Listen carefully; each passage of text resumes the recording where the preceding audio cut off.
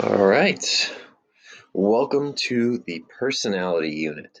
This one is a big one, so let's go ahead and get started. All right, so a little introduction here. What is personality from a psychology perspective, and why would we want to study it? So, pretty straightforward. Personality is a consistent pattern of emotions, cognition, and behaviors across time. So, a consistent pattern of emotions, cognition, so think thinking, patterns of thinking, and behaviors across time. And that's the important piece there, across time. We're not interested in how people act in individual situations.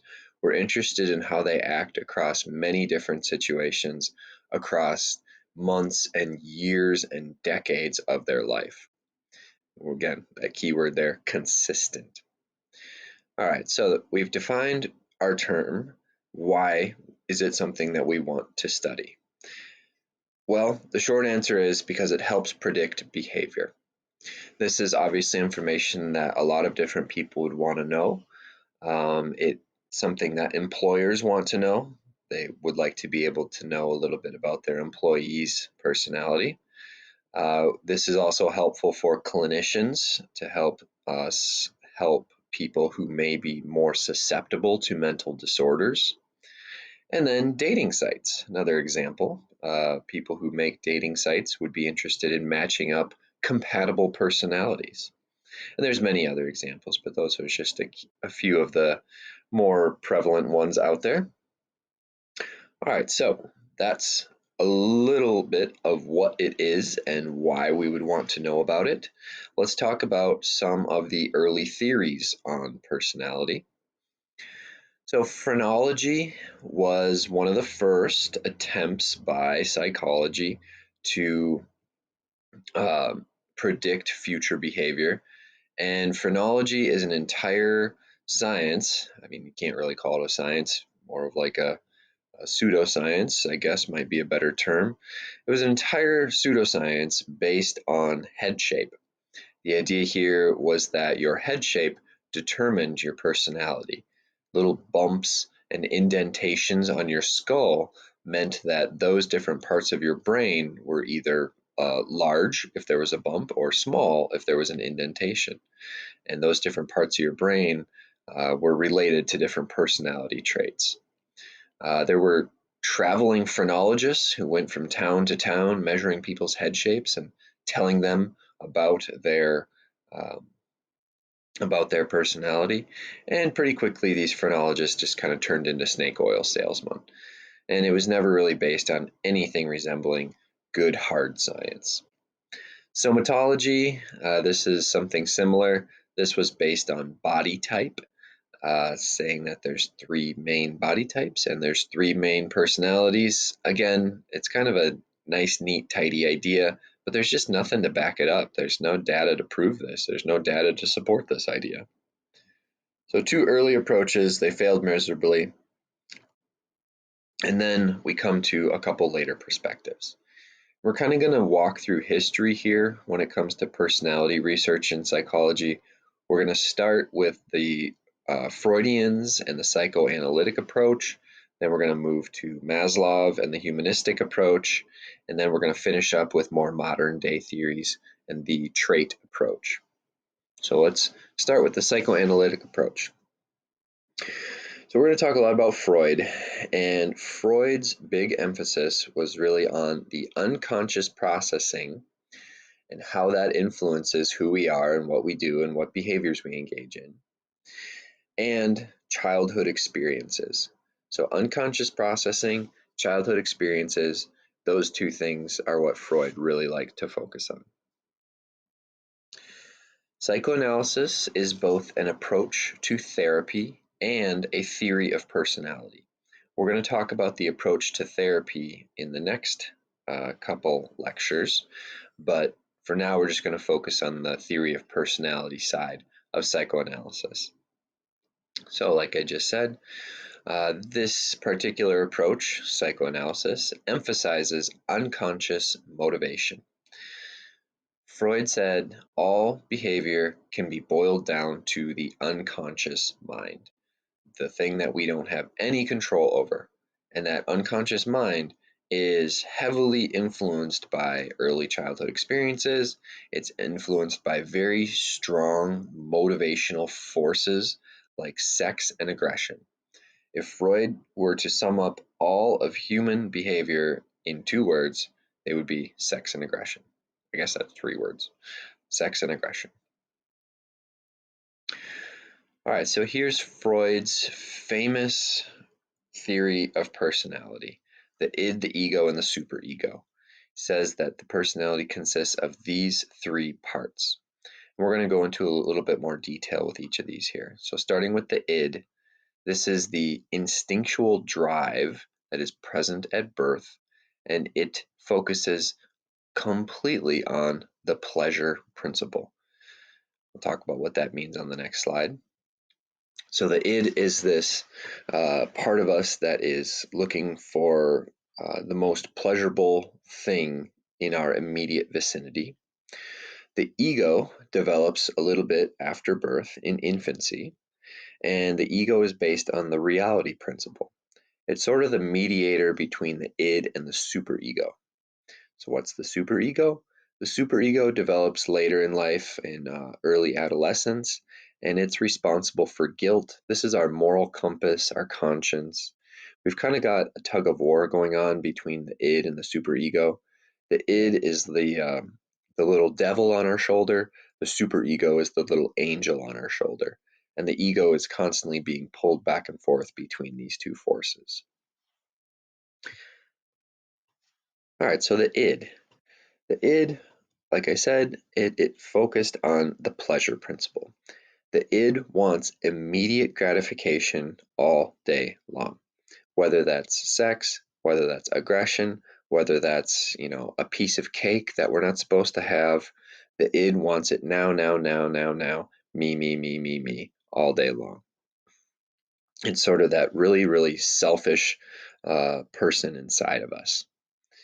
And this is where we can see Freud wasn't exactly a scientist. He was a great um, theory generator. He made these very complex and elaborate and, in some ways, sort of elegant theories about personality and human behavior, but he never really tested them. And that kind of comes through in some of the language that he uses here. So in his idea, the sources of energy for the id are listed there on the bottom of the slide, or the middle of the slide: Eros, Thanatos, and libido. So Eros is the source of energy responsible for our life instinct. It perpetuates life. That is not very well defined. It's really kind of open to interpretation what exactly Freud meant by that. Thanatos, this is the source of energy for the id that compels it to engage in the death instinct or aggressive behaviors. And then lastly, libido, this is the energy that uh, allows it or forces it to engage in sexual behavior. So here we have sex, aggression, and life perpetuating behavior. The big takeaway here is that the id is looking for immediate gratification, now, now, now, all day long. The ego focuses on the reality principle. The reality principle is the ability to postpone gratification in accordance with the demands of reality. So if the id is saying, I want that piece of cake right now, this very second, the ego steps in and says, we can't have it yet. It's a birthday cake and it's not for you. We have to wait 5 minutes for the birthday boy or the birthday girl to cut it, and then we can have a piece. The ego is just kind of logical. The ego helps the id achieve its goals according to reality. And the ego can help repress desires that cannot be met in an acceptable manner. And we'll talk about defense mechanisms in just a second here. And lastly, the superego, the third and final part of Freud's idea of personality. This is your conscience, this is your moral compass, develops latest in life. This is the internalization of societal values and parental values, and it can be harshly punitive using feelings of guilt. So according to Freud, anytime we feel these strong feelings of guilt, that's our superego kicking into gear, saying, you shouldn't have taken that piece of cake, I told you it was wrong.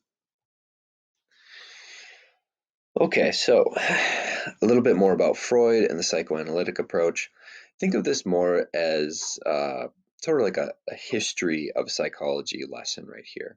Freud is not held in very high regard today. His theories are antiquated, they're outdated, and we'll talk about that towards the end here. So, Freud was one of the first to discuss the relationship between anxiety and stress and personality. So, in Freud's view, anxiety and stress are caused by conflict between the three parts of personality, between the id, the ego, and the superego. So, if the id is having too much power and we're engaging in too much immediate gratification, the superego might be using a lot of guilt, and that causes us stress and anxiety. So, in order to reduce the amount of anxiety and stress that we feel, Freud proposed several defense mechanisms. And a defense mechanism is something that the ego uses to sort of hide or to shield the conscious part of our mind from this anxiety that we're supposed to be feeling. If these defense mechanisms are going to be successful, we have to be completely unaware that we're using them. So they must be completely unconscious. But if we rely on them too much, if we engage in these defense mechanisms too heavily, that's where we're going to start to see problems. That's where we're going to start to see mental disorders, according to Freud. All right, I'm just going to breeze through these defense mechanisms. It's not all that important that you know them. These are, again, our unconscious mental processes employed by the ego to reduce anxiety. Repression, this is the idea that we keep anxiety-producing thoughts out of our conscious mind. So we simply ignore them, we push them deep down into the back of our mind and don't think about them. Reaction formation, this is where we replace an unacceptable wish with its opposite. So if you have a strong desire to maybe engage in some aggressive behavior, then you might, if you engage in this reaction formation defense mechanism, you'll do the exact opposite. You'll engage in extremely altruistic behavior. Displacement, this defense mechanism occurs when a drive directed to one activity by the id is redirected to a more acceptable activity by the ego. So displacement, this is when you are wanting to engage in some inappropriate aggressive behavior or inappropriate sexual behavior, and instead of engaging in that inappropriate behavior, the energy is directed towards something that is acceptable, like going to church or something like that. Sublimation, this is again displacement of that energy that's wanting to be used for an inappropriate behavior and using it for an activity that is valued by society. So that might be like giving to the needy, working in a soup kitchen or something like that. All right, and the last three that I want to talk about, projection. This is where we project our own feelings of stress and anxiety and unacceptable impulses onto someone else. I'm not the one that wants to be aggressive. You're the one that wants to be aggressive. Rationalization, reasoning away anxiety producing thoughts. So I feel this way because it's perfectly acceptable. Everyone else feels this way. I'm totally normal for feeling this way. And, we all know these types of people. And regression, retreating to a mode of behavior characteristic of an earlier stage of development. So if this defense mechanism is deployed This is where we're going to see people act like children. Maybe they just acting more immature is a way to sort of shield themselves from the stress and anxiety of that particular behavior that they want to engage in, or at least that the id wants them to engage in. All right, so as a quick run through the Freud defense mechanisms, um, that is Freud in a nutshell. There are entire classes still devoted to Freud, not at UWF, but at some universities. They do spend a lot of time talking about Freud. The reality is, a lot of his theories are completely discredited today. They're not used in a scientific sense, but there was some good that came out of Freud, and that's what I want to focus on now. So, some of the good things that came out of Freud. Personality is influenced by unconscious processing in our mind. That idea first came from Freud, and there is a lot of truth to it. A lot of unconscious processing that we're totally unaware of in our mind has a huge influence on our personality. Sex and aggression are huge motivations. Those have a huge influence on a lot of human behavior. So he got that right as well. Stress can cause us to do crazy things. That is, again, an idea that's first attributed to Freud. That is perhaps his biggest contribution to psychology today. The idea that stress can cause a lot of problems.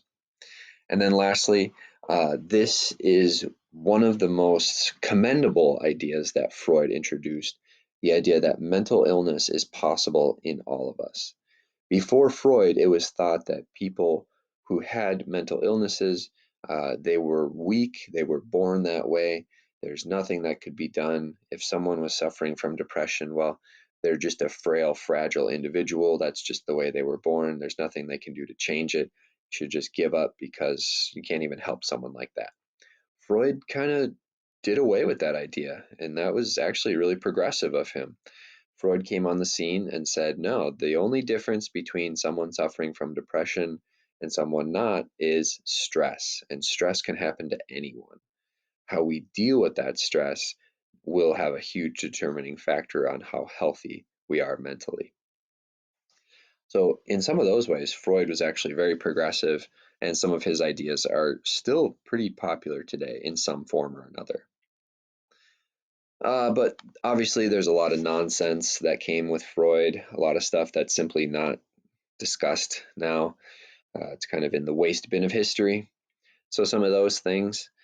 Freud's theories were mostly based on case studies of his own patients, which isn't necessarily a bad thing, but I don't think Freud realized that something called the treatment effect exists. The treatment effect is this idea that if a patient is suffering from a mental disorder and they seek out help, it doesn't matter what that treatment is, as long as they made that conscious, voluntary step to seek out help, it's very likely that they will get better.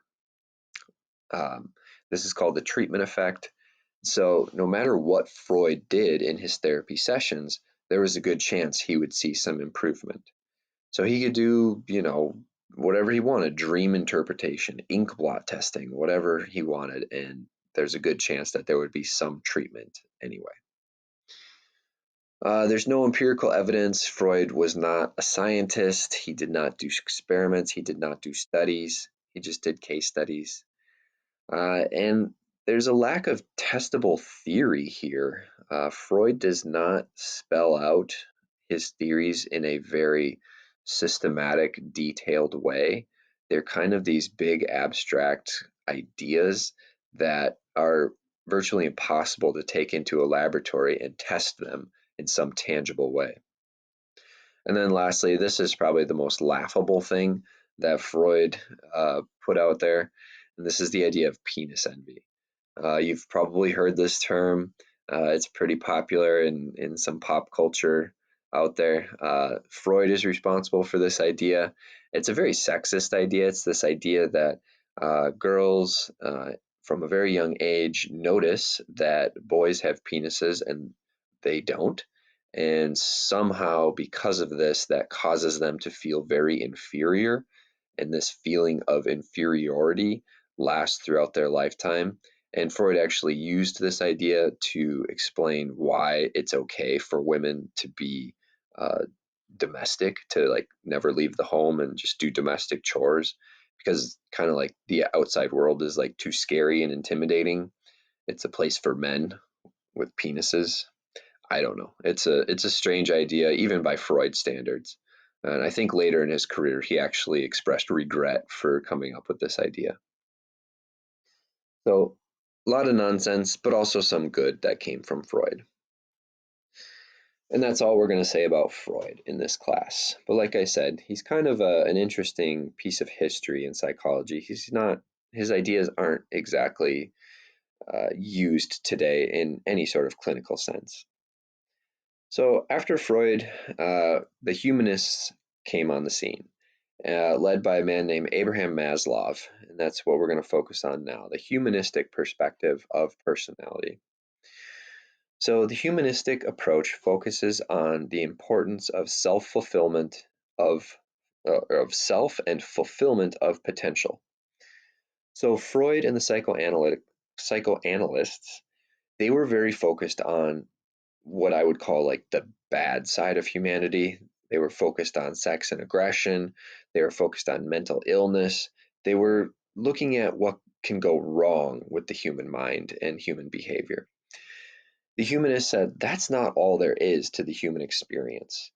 There has to be more. There obviously is more. We don't only experience aggressive behaviors, we don't only experience mental illness. Humans are often happy. Every once in a while, humans are incredibly fulfilled and super thankful that they exist. Let's explore that side of humanity. So Maslow, he is largely credited with starting the humanistic perspective within the field of psychology.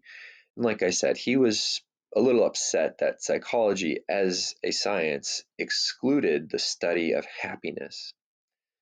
So that was where he took his focus. And he looked at things like free will, self awareness, personal growth, and subjective opinion of yourself and how that influences your personality and your behavior. So you can kind of see this is a reactionary approach to Freud. Freud was focused on these unconscious things like the id, the pleasure principle, our innate desire for immediate gratification with the id. And here comes Maslow, and he's saying there's more than just this uncontrollable little devil on our shoulder. There's more to what it means to be human than that. So, one of his main questions that he tried to answer was, how do humans experience happiness?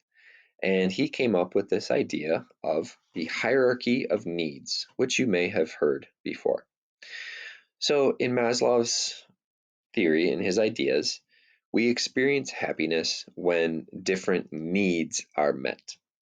And depending on what needs we have that are currently met or unmet, that will determine our personality. That is going to determine our behavior. And here is the hierarchy of needs. We can start at the bottom of the pyramid there. That's where our basic needs are. Moving up to the middle are psychological needs. And then at the very, very top, we see self-actualization, and that is our self-fulfillment needs. So the basic idea of the pyramid is that you start at the bottom. As you get more and more of the lower level needs met, you can work your way up the pyramid and start working on the next need in your life. So starting at the bottom with the basic needs, we've got physiological needs. So basic things to keep us alive: food, water, warmth, rest. If we have our basic physiological needs met, then we can start focusing on the next layer, which is safety needs. So feelings of security, feelings of safety. We have food and water and warmth and shelter, and we don't have to worry about getting those things. but we do have to look over our shoulders because we don't feel safe. All right, we met our safety needs. What's next? We're getting into the middle part of the pyramid with psychological needs.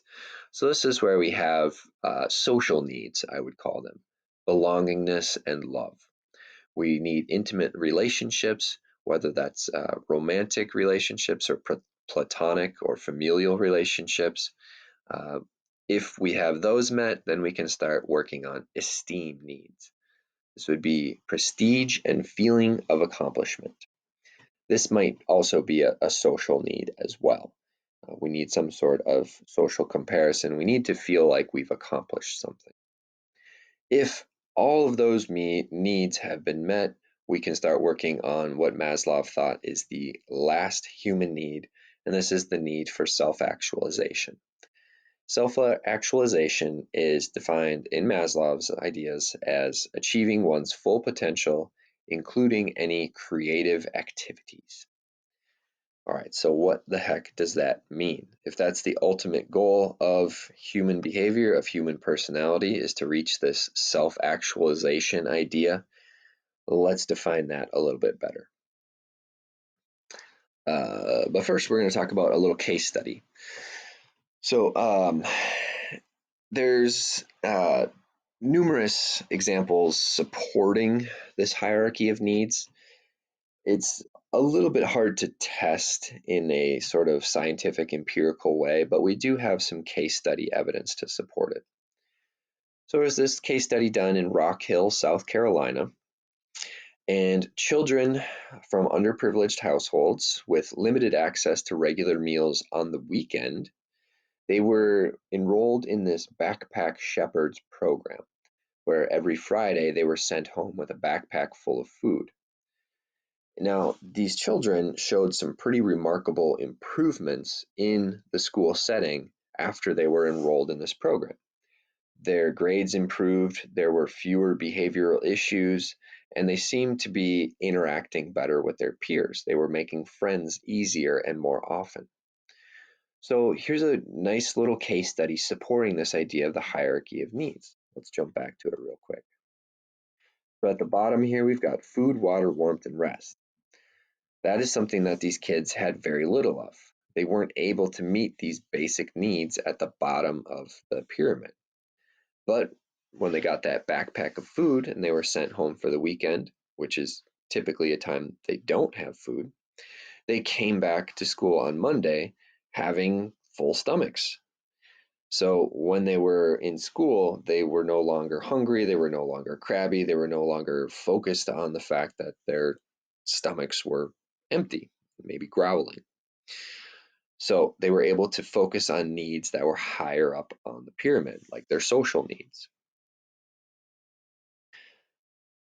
Okay, here we go. Self-actualization. What in the world is that? Well, according to Maslow, people who are self-actualized have a non-hostile sense of humor. They they resist enculturation, meaning they're not too concerned with the culture that they are living in. They have a very high acceptance of themselves and others. They are humble. They view all humanity as their brotherhood, and they are creative. On the slide here, we have some examples of people that Maslow said were self-actualized: Albert Einstein, Mahatma Gandhi, and then Malala Yousafzai. Uh, she was not alive while Maslow was alive, but I would argue that she probably meets Maslow's definition of self-actualization. For those of you that don't know her, she is a young girl from Afghanistan who helped a lot of women in Afghanistan under Taliban rule get educated. All right, I think we're right up against the 30-minute time for this video, so I'm gonna have to stop it and we'll get started on the next one here.